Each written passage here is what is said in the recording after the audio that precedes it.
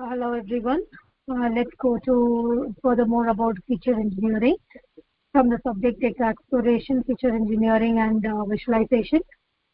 And the subject code is 22AM502. So let us see the unit 2, feature scaling and standardization. So how do you standardize the data in feature scaling? So this feature scaling, we have seen that it's going to do an extraction, transformation and encoding, right? So the feature scaling is a method to rescale the values. Either an image is looking small, you can convert it to big, okay, using this feature. And this feature engineering is going to extract data in the form of numerical values where you can evaluate and visualize them easily.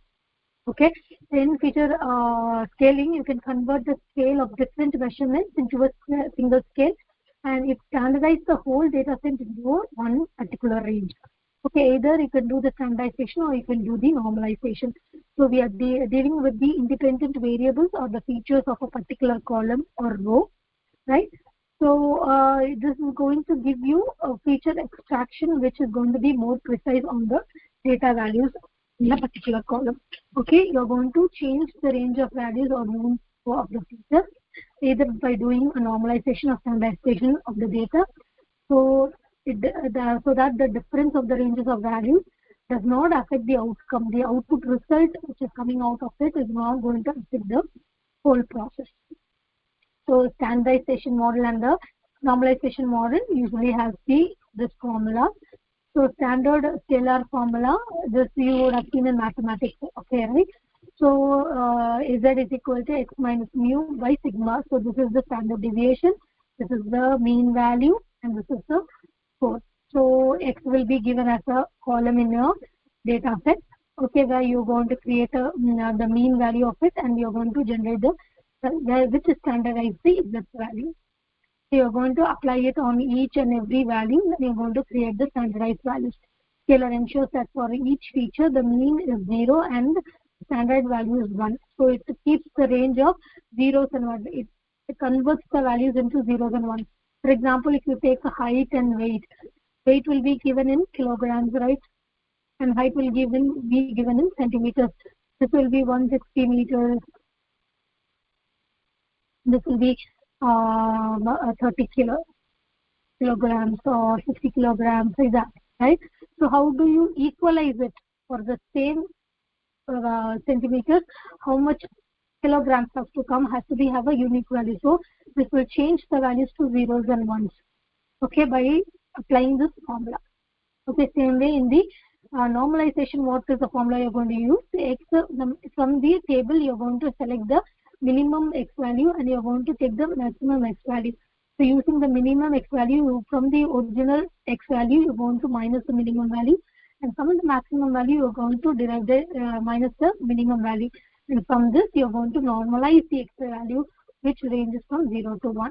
This is how you're going to standardize your data in a data set as columns and values. So this is a small example where they have given using the formulas they are extracted. So here the value is 0, here the value is 0, here the value is 1. So if you have a 0.5, you can approach the value as 1. Okay, like that also you can do. So maximum and minimum values having standardization and normalization. This is how the methods are being used. So the outliers we have already spoken about. What are outliers? If you have a graph and if you have a scatter plot which is being made in it, okay, which is going out of range, or if you have a binomial curve and the binomial curve, these values are called as the outliers, which is not going to be taken into consideration. In some aspects, we might need those outliers values as well. It is a normal observation that derives from the normal. So you can normalize it. Do not put the normal behavior of the data. So if you can fetch those values and normalize it. Okay, how do you detect all this? Using the box plot, histogram, scatter plot, Z plot. So these are some visualization techniques which have been used.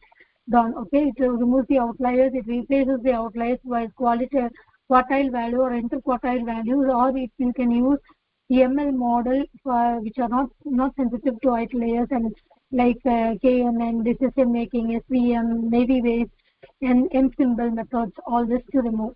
So how to handle missing data or invalid data? Missing data, we can use rows and columns, and we have already seen that. So here we are going to see invalid data. How to predict the invalid data? See, encode Unicode properly. See, in case of data is being read as a junk of characters, try to change using encoding techniques, okay, instead of UTF-8, right?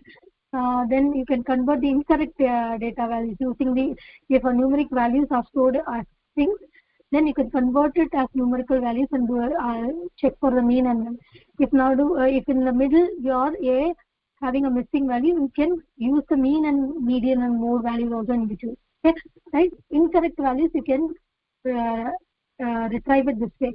Then we can have values beyond the range. When it's going beyond the range, see, 500 kilograms is not possible, right? You know it's an invalid to viewing it, but all the time if there are lack number of data, you will not be able to identify, right? So you are fixing with the range and you're going to take a closer look of it, and how it is going to be the temperature in Celsius or Fahrenheit or all this, right? Then wrong structure, if it's going to be wrong, how it can be removed without using those data, how we are going to establish. So next is the derived metrics. The derived metrics consists of binning, and from the domain knowledge you're going to do the from the encoding techniques you're going to binning the grouping of values. Okay, you're going to equalize the values using the width binning and frequency binning. So these are two types of feature engineering technique which converts and transforms continuous and numerical values into categorical data.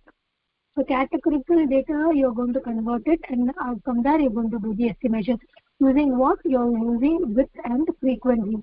So this is how we are going to do the encoding. So what is the problem? Label encoding is one problem, and one hot encoding can be another problem which you will be facing in encoding techniques, which you can be seeing in the further videos. Thank you.